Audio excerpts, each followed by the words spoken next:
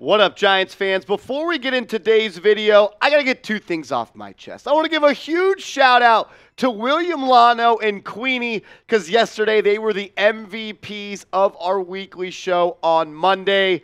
They brought the energy, so Queenie and William Lano, I want to say thank you to you guys. And also, we are on the cusp of getting to 27,000 subs here on the channel. We are 100 subs away, so go ahead, hit that sub button. We put out videos every day on Big Blue. Help us get to 27,000 subs. We're doing it for Brandon Jacobs. In today's video, though, we're going to react to Todd McShay's two-round mock draft. ESPN put out a two-round mock draft, so we're going to break it down. We'll talk about the two players that McShay had the Giants selecting with pick number 25 and pick number 57 in round 2. I'll ask you guys to grade it, and I'll give you my thoughts on it. So when the Giants were on the clock at pick number 25, in my opinion, the best players that were available that Joe Schoen theoretically could have drafted included Jordan Addison, the wide receiver out of USC, Michael Mayer, the tight end out of Notre Dame, Deonte Banks, the corner out of Maryland, Kelee Ringo, the very physically talented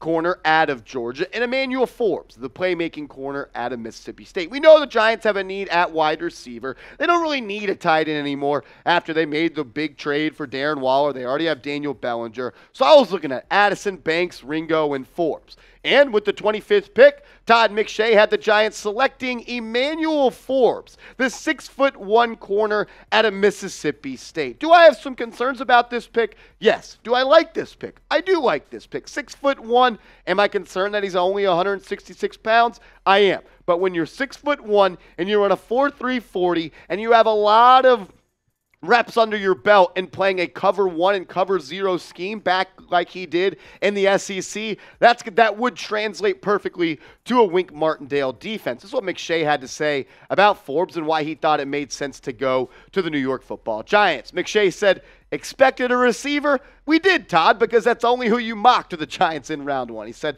"I nearly went with Addison here, but there are other needs, including cornerback and receiver, can be addressed later." The Giants tied the Raiders for the fewest interceptions in the NFL last season with just 6. That's how many Forbes had on his own at Mississippi State in 2022. And he picked off 14 passes over 3 seasons, including 6 returned for touchdowns. Forbes is lean at 6'1" and 166 pounds, but he has great speed and fantastic instincts in coverage. The Giants blitz more than any other team last season, 42% of the time, but didn't have many ball hawks in the secondary to take advantage. Forbes would feast on mistakes forced by that pressure. And McShay is right. Emmanuel Forbes is a playmaking cornerback. What I like about him, he's not afraid to play press coverage. He's got the size at 6'1" and the length when it comes to the wingspan to do it. And he's played in a lot of systems, like we talked about, where he doesn't have a lot of safety help over the top. And the dude is a playmaker. 6 interceptions last year for Mississippi State. He also had 10 pass breakups.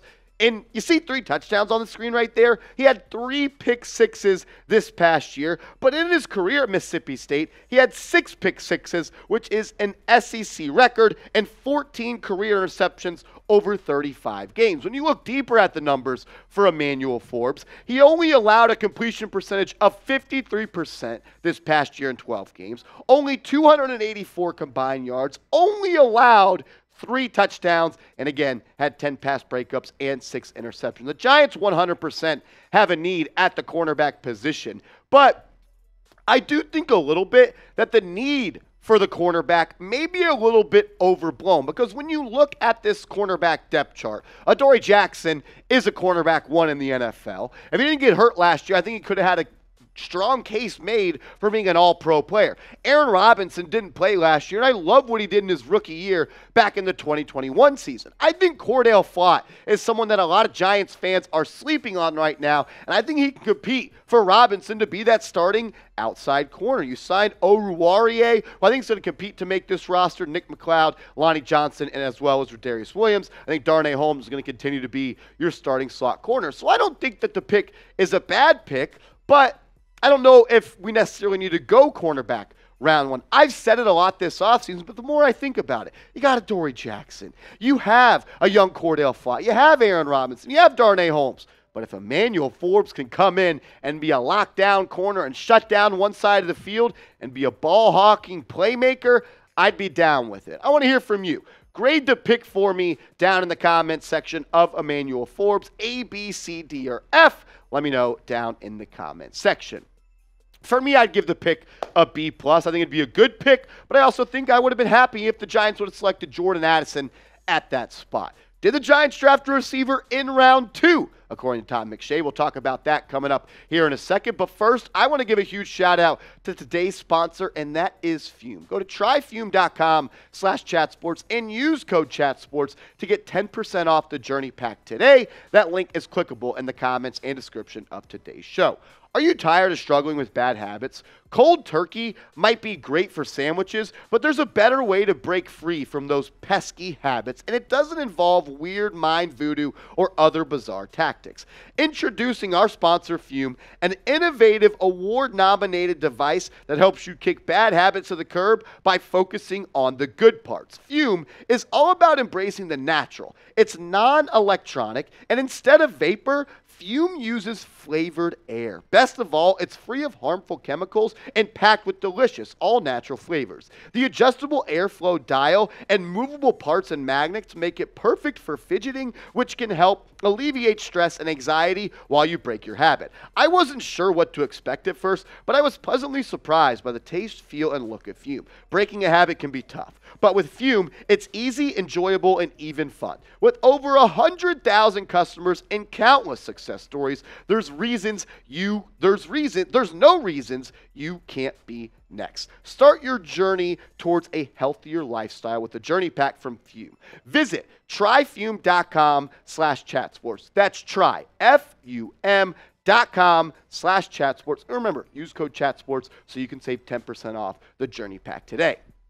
With the 57th pick, Todd McShay had the Giants selecting Josh Downs, a wide receiver out of North Carolina. And your first reaction may be 5'9", 171 pounds. What about that, though?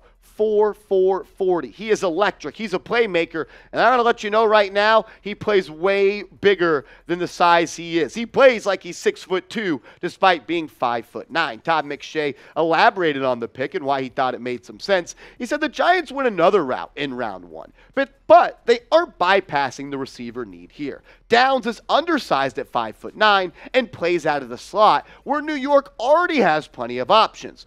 But he plays with explosion and changes directions really well in the open field. Downs put together back-to-back seasons with more than 1,000 receiving yards and can help Daniel Jones right out of the gate. And that he did. He was dominant for the North Carolina Tar Heels the past 2 seasons, almost combining for 200-plus catches and almost 2.5 thousand yards in the last 2 seasons to go along with 19 touchdowns. He had a long catch of 63 yards in 2021, and in 2022, he had a long catch of 43 yards. Your first reaction might have been he's 5'9", and you may be thinking now, I know, another slot receiver. But I want to let you guys know, he is a slot receiver, but he can do so much more. This is a guy that can win in one-on-one matchups. When you go back and watch the tape of Josh Downs, you see so often that when they get inside that green zone, as Tom Coughlin used to call it, or even the 30-plus inside of the red zone area, they would line him up on one-on-one matchups and just throw him fade balls. And that's because he plays way bigger than the size he is. Let's compare one prospect to another. Josh Downs, 5'9", Quentin Johnston, who a lot of you guys love because he's an outside receiver and he's 6'3". Well, when you look at the contested catch rate, which is pretty much how often you come down with catches when you have defensive backs draped all over you, Quentin Johnston had 23 opportunities this year to have a contested catch. Well, he only caught 8 of those, so he only has a contested catch rate of 34.8%. But the 5'9" Josh Downs has pretty much doubled the percent of Quentin Johnston. 18 times Downs was targeted where he was considered covered and had 13 of those catches. He attacks the ball like a maniac when the ball is in the air. When the ball is in the air, he says it's mine, and it doesn't matter if I'm 5'9". I know he's a slot receiver, and the Giants are loaded with slot receivers on this depth chart.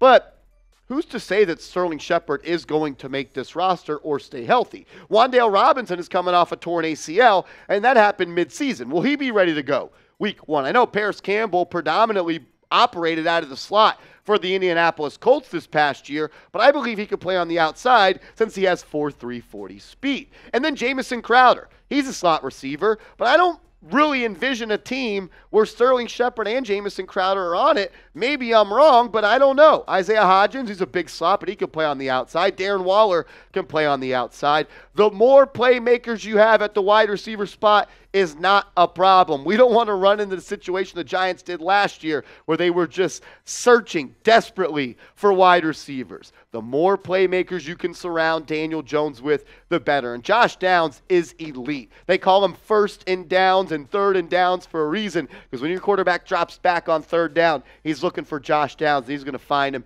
he's going to catch it, and he's going to get north and south and pick up that first down.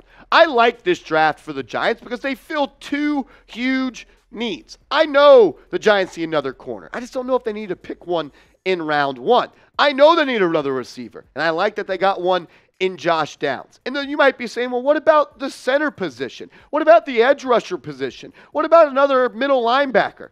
You got 10 picks in this draft. You have plenty of time to fill other needs. Do I like the fact that the Giants have so many day 3 picks?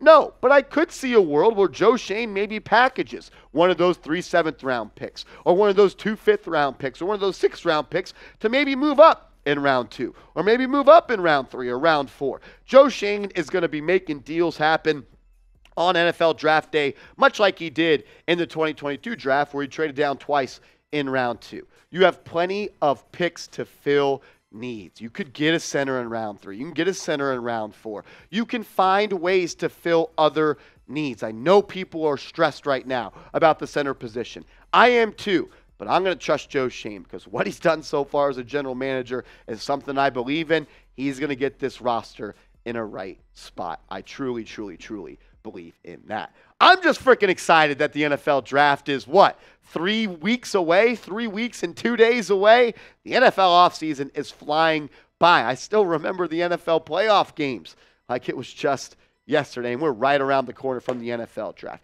If you are ready for the draft, go ahead and hit this thumbs up icon so we can know we should do more draft content. You want more draft content and you're ready for the draft, hit that thumbs up icon. We appreciate everybody for tuning in to today's video. I want to give another shout out to Queenie and William Lano. You guys were electric yesterday. The whole chat was electric on our live stream. We broke our channel record, $3.2 thousand in super chats. You guys are the freaking best. Giants now, we got a bunch of real ones over here. I appreciate it. We'll see you tomorrow. If the Giants don't sign Deion Jones today, maybe they will. If they do, we'll make a video. If not, we'll see you tomorrow. Let's go, Giants.